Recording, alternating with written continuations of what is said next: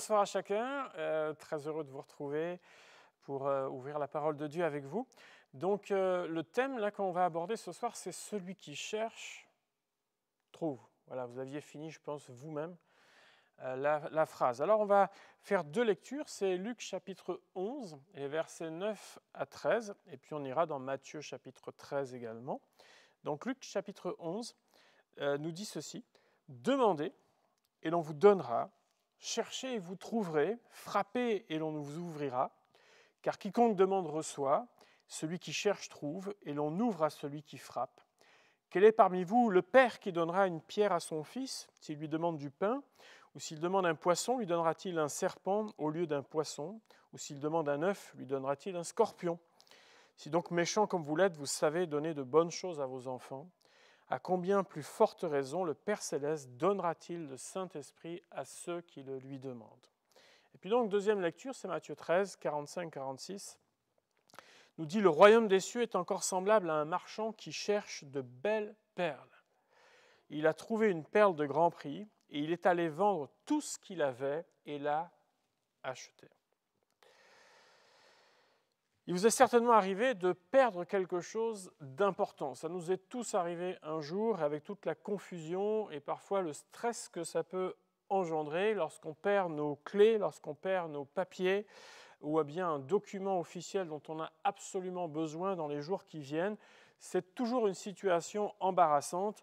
Ou bien lorsque vous rentrez de voyage, vous ne savez même plus où vous avez mis la voiture à l'aéroport, on cherche, on ne se souvient plus à quel niveau c'est. Alors, vous savez comment ça se passe? On essaye de faire le scénario à l'envers. Quand est-ce que la dernière fois j'ai utilisé ma clé, j'ai vu ce papier, qu'est-ce que j'ai pu faire?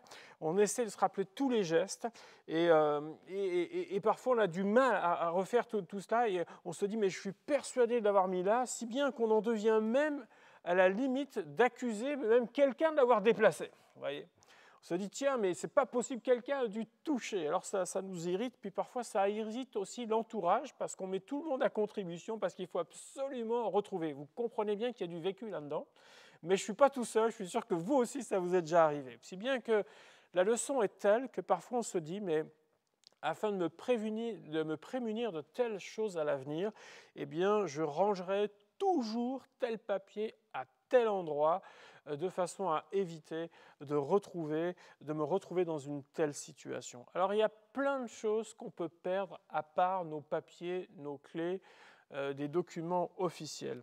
On peut perdre son courage, on peut perdre sa motivation dans la vie. Vous savez que la vie est parfois présentée comme une lutte permanente, comme quelque chose où on ne marche pas toujours dans le courant, parfois c'est à contre-courant, il y a toujours quelque chose à régler, etc. Il y a des circonstances, parfois certains traversent des moments un peu difficiles, de maladie, de questionnement, des difficultés de gestion au quotidien qui font que ça use, et parfois on perd courage, on perd sa motivation, et quand on perd tout ça, vous le savez, il y a tout ce qui s'écroule. On peut perdre aussi la raison. C'est la Bible qui nous dit que le vin et la débauche ont pour conséquence la perte du bon sens. Mais il n'y a pas que ça, vous le savez, comme moi, il y a beaucoup de faits divers que l'on peut voir dans nos journaux ou dans les dépêches que l'on peut recevoir, qui sont dus à la jalousie, qui sont dus à la vengeance. Et rien qu'à cause de ça, vous savez, à un moment donné, quelqu'un bascule et va commettre quelque chose que l'on appelle d'irréparable. On peut perdre aussi nos valeurs.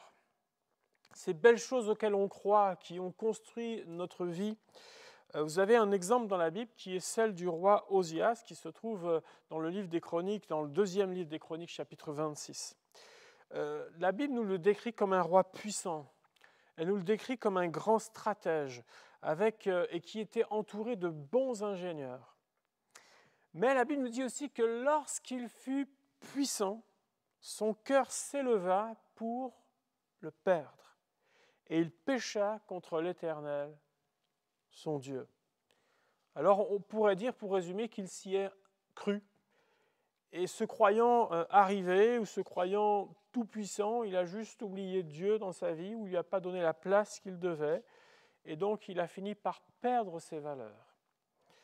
Samson aussi dans la Bible a perdu quelque chose, il a perdu sa force. Sa force, elle n'était pas simplement dans le fait d'avoir des cheveux plus longs que les autres, mais elle résidait justement dans l'Éternel qui était avec lui. Et Dieu lui avait donné cette grande force physique, mais à force de compromis dans sa vie, il a fini par la perdre et s'est retrouvé à être traité comme un esclave, un homme sans force. Alors il y a plein de choses qu'on peut perdre, et l'être humain, d'une manière générale, a perdu sa relation avec son Créateur. Dieu qui a créé les cieux, Dieu qui a créé la terre, a créé aussi l'homme à son image. Et la Bible nous dit même qu'il s'entretenait avec lui chaque jour. Oui, mais voilà, le cœur de l'homme, comme Osias, s'est élevé pour se perdre. C'est la Bible qui nous dit dès le chapitre 8 de la Genèse, vous savez, c'est vraiment au tout début de la Bible, on est dans les premiers temps, les pensées du cœur de l'homme sont mauvaises dès sa jeunesse. Beaucoup accusent Dieu en disant « mais s'il y avait un Dieu, il n'y aurait pas de guerre. S'il y avait un Dieu, il n'y aurait pas les crashs économiques. S'il y avait un Dieu, il n'y aurait pas toute la famine qu'il peut y avoir. S'il y avait un Dieu, le temps serait régulé. S'il y avait un Dieu, s'il y avait un Dieu. » Mais la Bible nous dit que le problème ne vient pas de Dieu, mais elle vient du cœur de l'homme. C'est du cœur de l'homme que viennent les mauvaises pensées, les meurtres, les adultères, les impudicités, les vols, les faux témoignages, les calomnies. Voilà ce que nous dit la Bible. Le livre de l'Ecclésiaste va même encore plus loin en disant « ce que j'ai trouvé, c'est que Dieu a fait les hommes droits, mais les hommes ont cherché beaucoup de détours. » L'être humain a tout simplement perdu cette relation, cette communion si précieuse avec son Créateur, et son cœur se perd ainsi et a besoin de retrouver ce qui était perdu. Alors l'être humain cherche, c'est le sens de ce texte, celui qui cherche aussi trouve. Et Jésus emploiera cette image de cette parabole de la perle de grand prix. Le royaume des cieux est semblable à un marchand qui cherche de belles perles, et il a trouvé une perle de grand prix. Alors c'est aux dames, là, où les petites filles sont toujours très fascinées par les perles, par tout ce qui est précieux, là, tous ces bijoux et tout ça. Et la Bible dit, il est allé vendre tout ce qu'il avait et l'a acheté. Cette histoire a, semble-t-il, un double sens. La vie ou le monde peut avoir de belles perles à nous offrir. La perle de la réussite. Je réussis dans mes études, je réussis dans ma vie professionnelle, je réussis dans ma vie sentimentale, je fais un beau mariage, j'ai des beaux enfants, je suis un heureux père ou mère de famille. Le monde où la vie peut nous proposer aussi une richesse culturelle, une richesse en ce qui concerne la connaissance aussi, tout ce qu'on peut accumuler dans l'instruction. Et ça, c'est une belle perle. On a vraiment beaucoup de possibilités aujourd'hui. Et tous nos hobbies aussi peuvent être une perle précieuse. Il y a peut-être une activité que vous aimez faire, particulièrement lorsque, au-delà de métro, boulot, dodo, que vous aimez faire, vous aimez pratiquer. Et ça peut être aussi une perle pour vous, de dire ça me fait du bien, ça me détend, je retrouve des gens, et voilà, ça, c'est bien. Mais ce texte nous parle d'une perle qui surpasse toutes les autres. C'est-à-dire que quand on la regarde, les autres à côté sont pâles, n'ont pas le même reflet. Elle est tellement précieuse que le marchand est prêt à tout laisser pour la voir. C'est-à-dire qu'il fait il se focalise dessus. Ses yeux sont dessus, il dit c'est celle-là qu'il me faut. Et cette perle-là s'appelle Jésus-Christ. Jésus a dit, je suis le chemin, la vérité et la vie, et nul ne vient au Père que par moi. Ce marchand a trouvé cette perle. Ça signifie que Dieu se laisse trouver par ceux qui le cherchent. Le Fils de l'homme, nous dit la Bible, est venu pour perdre, non pas pour perdre les âmes, mais pour les sauver. Et ça, c'est toute l'œuvre de Jésus à la croix qui est venue, afin que nous puissions retrouver cette communion perdue, afin que nous puissions revenir en paix avec notre Créateur, afin que nous puissions expérimenter à la fois le pardon dans nos vies, la restauration dans nos vies, et avoir des perspectives qui sont saines en lui. Celui qui cherche, il va trouver Dieu. Et puis, il y a une autre façon de voir aussi ce texte, c'est le fait que si nous pouvons chercher Dieu, sachons aussi que Dieu nous cherche. Dieu nous cherche, Dieu te cherche. Le marchand peut être aussi vu comme Christ qui a quitté son ciel de gloire pour venir parmi les hommes Et la perle de grand prix représente toutes celles et ceux qui ont cru et qui croient en lui, c'est-à-dire ce qu'on appelle l'Église avec un grand E, tous les rachetés, tous ceux qui ont accepté Jésus-Christ dans leur vie. La perle n'est pas une pierre précieuse qui apparaît à l'état brut comme le diamant, mais elle se constitue petit à petit au fil du temps. C'est un corps étranger, c'est un grain de sable qui vient s'introduire à l'intérieur de la coquille d'une huître et qui va lui provoquer, vous savez, une irritation et même une blessure. Et l'huître va alors sécréter une substance qui va envelopper progressivement ce corps et comme un cocon et qui, à la longue, va devenir donc cette perle. Ça prend du temps pour faire une belle perle. Eh bien, lorsqu'on regarde à Jésus-Christ, comprenons qu'il a accepté de porter à la croix un élément étranger, bien plus qu'une irritation, bien plus même qu'une simple blessure. Ce corps étranger, c'est ce qu'on appelle le péché. Il a accepté de porter nos fautes, nos injustices, nos calomnies, nos iniquités. Il a accepté de porter cela pour nous. La Bible nous dit que c'est pour nos péchés qu'il a été percé, qu'il a été blessé, qu'il a été brisé. C'est pour nos fautes c'est le châtiment qui nous donne la paix retombée sur lui. C'est par ses meurtrissures que nous sommes guéris.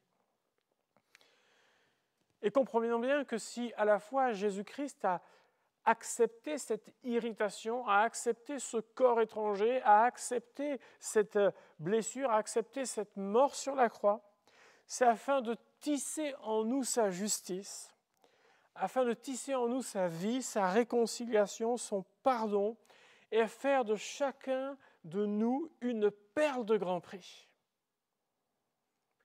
Et ça veut dire que nous tous, nous avons de la valeur à ses yeux, une telle valeur qu'il a donné sa vie pour vous et pour moi. Et aujourd'hui, il cherche celui ou celle qui désirera devenir une perle de grand prix, une perle précieuse.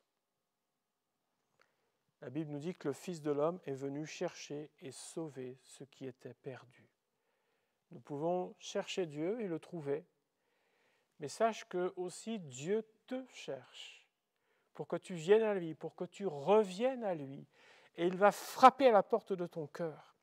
Alors, inutile d'essayer de fuir à droite à gauche, mais confie ta vie envers celui qui désire te rencontrer. Vous savez, il y a des rencontres tout à fait particulières dans nos vies qui changent d'ailleurs le cours de notre histoire. Il y a des rencontres quelconques et des rencontres qui font basculer peut-être des années de votre vie ou une direction de votre vie. Eh bien, lorsque l'on rencontre Jésus-Christ, et on voit tellement d'exemples dans les évangiles, notre vie ne peut plus être la même. Même des personnes qui étaient sales dans leur vie, même des personnes que d'autres ne considéraient pas, à la rencontre de Jésus, ont retrouvé de l'espérance. On retrouvait en lui non pas celui qui vient pour juger, accuser, mais celui qui vient pour les délivrer et pour les sauver, pour leur donner une perspective d'avenir, et c'est ce que Dieu veut faire pour ta vie. La Bible nous dit que nous ne sommes pas de ceux qui se retirent, c'est-à-dire qui retournent en arrière pour se perdre, mais de ceux qui ont la foi pour sauver leur âme. Et c'est ce défi que Dieu nous tend, alors que nous pouvons chercher Dieu et le trouver, alors que Dieu nous cherche et que nous pouvons simplement répondre à cet appel. C'est le fait de dire « je ne ferai pas de pas en arrière », mais bien au contraire, j'irai à la rencontre de Dieu.